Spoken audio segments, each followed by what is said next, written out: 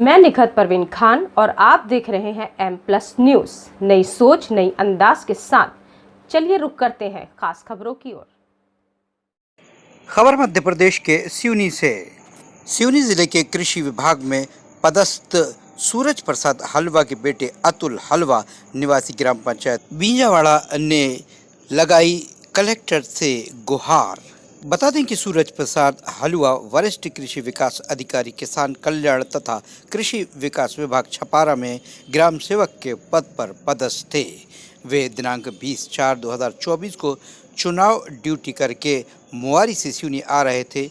साथ में नारायण प्रसाद निवारे आरक्षक भी थे। वे लोग जैसे ही छपारा कला बाईपास में 4 लेन में जाकर सिवनी की तरफ मुड़े कि पीछे से लखनदौन की ओर से आ रहे ट्रक ने जोरदार टक्कर मारी जो लापरवाही से गाड़ी चला रहा था। घटना में नारायण प्रसाद आरक्षक की मृत्यु हो गई, जबकि सूरज प्रसाद के पैर को ट्रक ने बुरी तरह कुचल दिया, जिनका इलाज नागपुर में चला, जहां एक पैर काट दिया गया, जिससे सूरज प्रसाद विकलांग हो गए। हमारे संवाददाता मोनू राकेशिया ने उनसे बात करी, जो आपके सामने पेश है। स्थान के लिए रवाना हुई है। जैसे ही हम छपारा आए, वहां से छपारा से 40 किलोमीटर दूर पड़ता है वो मुआरी चेक पोस्ट। फिर वहां से लौट के आ रहे थे, तो जैसे ही आए तो हम ये 4 वे वाला जो है, 4 वे में आते आते हम 4 वे क्रॉस हो गए थे और पीछे से ट्रक ने हमको मार दिया ठोकर। कौन कौन थे साथ में? मेरे साथ एक निवारी पुलिस विभाग का था एक कर्मचारी और एक मैं था। बताया जाता है कि निवारी जी की मृत्यु तत्काल वहीं पे हो गई थी। हाँ साहब, निवारी जी की मृत्यु तो स्पॉट में ही हो गई। आपके साथ क्या घटना घटी फिर? मेरे साथ ये घटना घटी कि मैं तो अब पीछे तो बैठा हुआ था, तो मैं उचट के पता नहीं कहाँ फंस गया, क्या हुआ, और ट्रक भी चल गया, इधर से ऐसा पूरा मार दिया जी। हाँ चलिए, तो इसके बाद आपका इलाज कहाँ चला?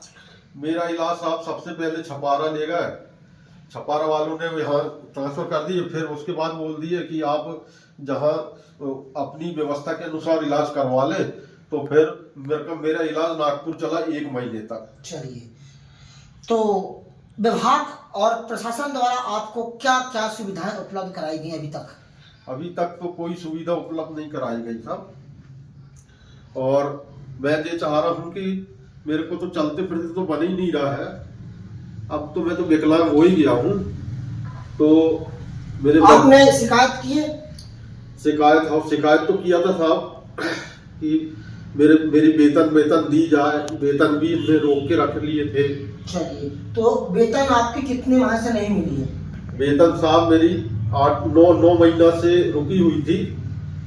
20/4/2024 से जो रुकी हुई थी जी, तो रुकी हुई थी। फिर मेरे को अभी वेतन डाले हमने जी, इसी महीने में आई है वेतन। चलिए, हाँ। तो आप क्या अपेक्षा रखते हैं शासन प्रशासन से, और क्या उम्मीद है कि शिकायत के आधार पर?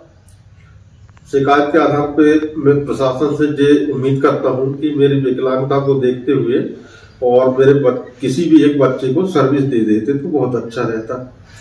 मेरा घर परिवार भी चलते रहता, क्योंकि अब मैं तो विकलांग हो ही गया हूँ। मदद तो कोई नहीं मिली है सर, लेकिन हमने अपने ही उससे लगाए हैं पैसे, तो दिए थे। विभाग वालों ने भी 5,000 रुपए पहुंचाए थे, लेकिन फिर पैसे ज्यादा लगने लगे, तो मैंने बोली कि सर हमको थोड़े से पैसे पहुंचाओ, तो उनने बोल दिया कि आप रिश्तेदारों से मांग लो।